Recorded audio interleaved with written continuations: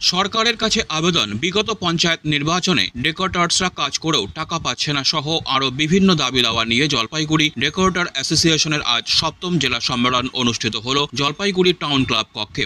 এদিন সম্মেলন শুরুর আগে সংগঠনের পতাকা উত্তোলন করা হয়। এরপরে উদ্বোধনী ভাষণ, শোক প্রস্তাব পাঠ করার পর সম্মেলনের মূল কাজ শুরু হয়। তাদের দাবির মধ্যে ছিল যে সমস্ত ডেকোরেটররা সরকারের কাছে বকেয়া বিল পায় তা অবিলম্বে প্রদান করতে হবে। জিএসটি সহ অন্যান্য কর ডেকোরেটরদের মকুব করতে হবে। জলপাইগুড়ি জেলার বিভিন্ন জায়গা থেকে প্রায় কয়েক শতাধিক ডেকোরেটররা আজকের এই সম্মেলনে উপস্থিত হয়েছিলেন। আজকে এই ৭ম সম্মেলন জলপাইগুড়ি শহরের টাউন ক্লাবে আমরা অনুষ্ঠিত করছি। আমরা কিছু দাবি দাওয়াকে সামনে রেখে, তার মধ্যে অন্যতম দাবি হচ্ছে যে আমাদের গত পঞ্চায়েত নির্বাচন আমাদের অনেক ডেকোরেটর যারা বিভিন্ন ব্লকে কাজ করেছে 23 সাল থেকে তারা কিন্তু এখনও পর্যন্ত তাদের কোনো পেমেন্ট পায়নি। আমাদের মধ্যে এমন ডেকোরেটর আছে যারা সুদের টাকা নিয়ে এই কাজ উদ্ধার করেছে, পার্ট বাই পার্ট এখনও এই টাকাকে ক্লিয়ার করতে পারেনি। 2021 সালের নির্বাচনে যে বিধানসভা নির্বাচন, সেই নির্বাচনে আমাদের ডেকোরেটররা এখনও তার পেমেন্ট পায়নি। এবং এবারকার নির্বাচনের পর্যন্ত এই যে পরপর আমরা কাজ করছি, অথচ কন্ট্রাক্টাররা, আমরা ডেকোরেটর বন্ধুরা সরকারের কাছ থেকে আমরা পেমেন্ট পাচ্ছি না সঠিক সময়ে।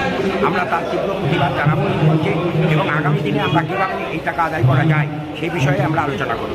আমরা আলোচনা করব যে আমাদের ক্ষুদ্র শিল্পের স্বীকৃতির জন্য এমএসএমই দপ্তরের মাধ্যমে আমাদের যে রেজিস্ট্রিকৃত আছে, আমরা চাইব যে এই এমএসএমই তার যে সুবিধা, সেই সুবিধা যেন ডেকোরেটররা পেতে পারে।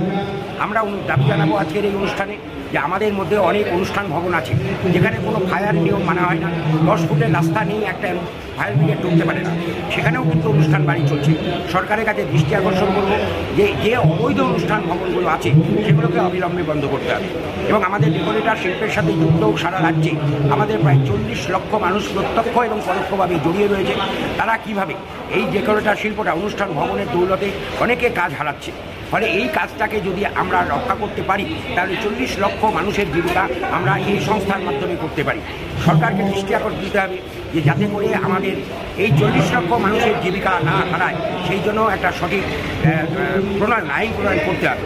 আরেকটি দাবি আমরা নিয়ে আলোচনা করবো আজকে, পরিবহন সমস্যা। যে আমাদের ডেকোরেটর বন্ধুরা যখন আমরা লরিতে করে মাল পরিবহন করি এক জায়গা থেকে আরেক জায়গায়, সেইখানে আমরা দেখি যে আমাদের পুলিশি হয়রানি আমাদের সহ্য করতে হয়। সেই কারণে আমাদের দাবি হচ্ছে ডেকোরেটরদের মাল পরিবহনের স্বার্থে আমাদের একটা সুষ্ঠু পরিবহন নীতি আমাদের চালু করতে হবে। আমরা যখন মাইকের ব্যবহার করি, আমরা দেখেছি রাজনৈতিক দলগুলো যখন মাইক বাজায় তখন তার কোনো নির্দিষ্ট সময়সীমা থাকে না, তার কোনো ডেসিবেল থাকে না। কিন্তু যখন একটা প্রসেশন বেরায়, একটা মাইক দেয়, সেই মাইকের বন্ধুদের কাছে যে উচ্চস্বরে মাইক বাজাচ্ছে, সেই কারণে তাদেরকে পুলিশি হয়রানি করা হয়, তাদের মাইক সিজ করা হয়। এবং সামনে যে পুজো আসছে, এই পুজোর সময় আমরা প্রত্যেকটা কমিটির কাছে অনুরোধ করব যে আমাদের যে কাজ করবে তাদের টাকা যথাযথ সময় দেওয়া, এবং মাইক বাজানোর ক্ষেত্রে যে আমাদের ডেকোরেটরদের মাল সিজ করা, এটা করা চলবে না। আমরা গুরুত্ব দিয়ে আলোচনা করব, কারণ মাইক আমরা চাই যে 10টার মধ্যে যদি বন্ধ করতে চাই তাহলে আমাদের কর্মীরা অনেক বেশি সুবিধে পাবে, অনেক বেশি আরাম পাবে। আমরা কখনো চাই না মাইক, ডিজে মাইক যেটা মানুষের অসুবিধা হয়, আমরা এরকম কোনো অসুবিধামূলক কাজ করব না, এটা নির্দেশ আজকে আমরা আমাদের মাইকের রেখে দেবো। কিন্তু মাইক কেন বাজে উচ্চস্বরে এবং মাইক যে দীর্ঘ সময় ধরে বাজে, এর জন্য কমিটিগুলোকে দায়ী করতে হবে এবং কমিটি এর জন্য দায়িত্ব নেবে। Disclaimer. This channel may not promote any violent, harmful or legal activities. All content provided by this channel is meant for an educational purpose only.